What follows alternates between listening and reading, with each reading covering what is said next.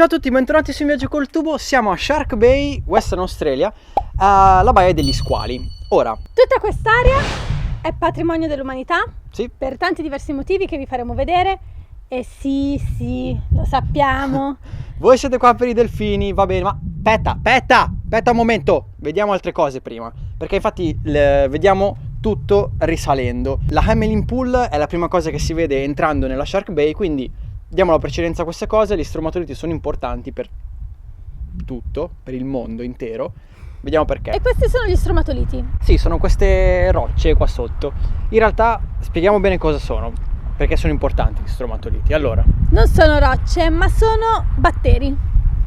Sono strati e strati di batteri. vecchi, la bellezza di Di c'è scritto sul 35 miliardi di anni. Sono infatti i primi organismi viventi ad essere comparsi sulla Terra, e grazie a loro e alla loro produzione di ossigeno che siamo tutti qui oggi. Loro hanno iniziato riciclando quello che mangiavano a produrre ossigeno, quindi ringraziate gli stomatoliti se ci siete. Ringraziateli. Questo è uno dei pochi posti al mondo dove si trovano. Queste rocce sono effettivamente vive, ancora vive, e crescono di circa 0,3 mm l'anno. Diciamo che solo l'ultimo pezzo è vivo, la parte sotto ormai è solo roccia, calcari e roba usata.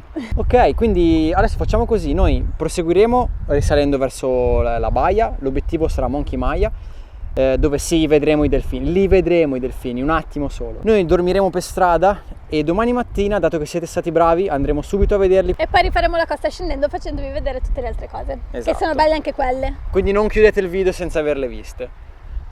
Ci vediamo quindi tra adesso, perché sono le 7 del mattino del giorno dopo e siamo davanti al Visitor Center di Monkey Maya. L'ingresso alla zona di Monkey Maya costa $8,50 ad adulto. Sì, per un giorno solo. non vale l'ingresso dei parchi, se l'avete già comprato comunque non vale. È una zona a parte. E bando alle ciance, ciancio le bande, andiamo a vedere i delfini.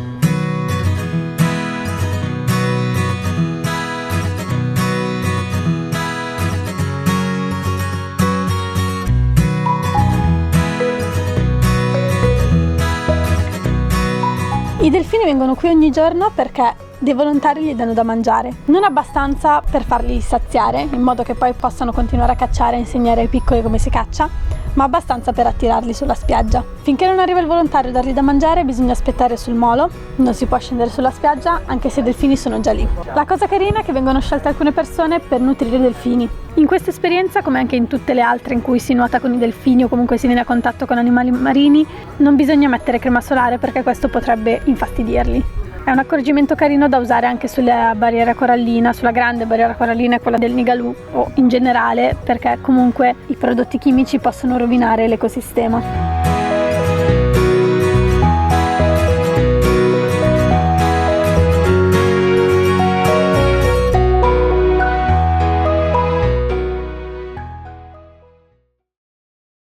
E quindi questi qui erano i delfini di Monkey Maya. La Shark Bay non è finita, però ci sono altre cose da vedere. Non chiudete il video, non azzardatevi neanche. Andremo alla spiaggia delle conchiglie, ma prima un altro paio di posti da vedere. Andiamo. Eccoci qui, siamo alla prossima tappa che è Little Lagoon. Che è la prossima tappa che siamo già. Siamo a questa siamo tappa. a questa tappa adesso. Brava.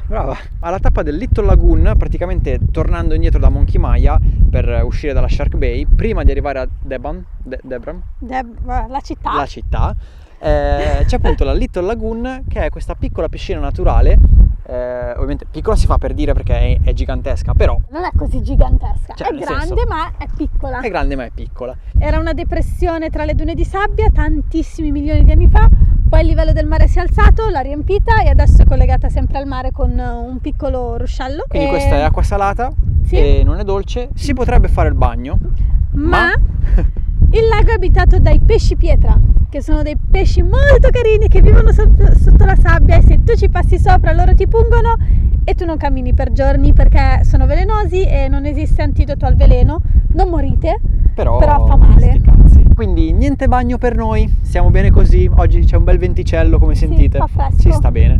Quindi adesso noi proseguiamo, vista questa cosa. Dove andiamo? L'Eagle Bluff, che è questa passeggiata che, vabbè, insomma, va su sul promontorio. È una passeggiata corta, solo 100 metri. Ed è per vedere questo. bello, bellissimo.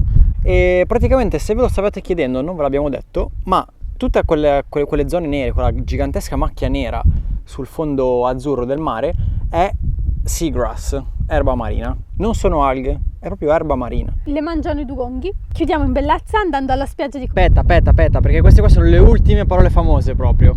Noi vi diciamo stupidate, perché facciamo tutto subito, però poi non ragioniamo, che rimaniamo sempre. Infatti cercavamo questo posto per fare una bella foto, dato che è un bel posto. Sì, che è quello che quando uno legge Eagle Bluff sulle guide viene fuori, cioè c'è questa immagine, Sì. però non vi ci porta alla passerella. Sì, dovete fare un po' una passeggiata Dall'altra parte, se la passerella è sulla destra rispetto a dove parcheggiate, questa strada è sulla sinistra. È un po' difficile camminare perché vedete è pieno di sabbia, di rocce, eccetera. Sì, quindi mettete le scarpe, non venite come noi in infradito. In infradito. Però guardate cosa c'è successo, cosa abbiamo visto. Senza morire è più bello. Oh mio Dio, gente, oh mio Dio, quello è un dugongo! Oh mio Dio!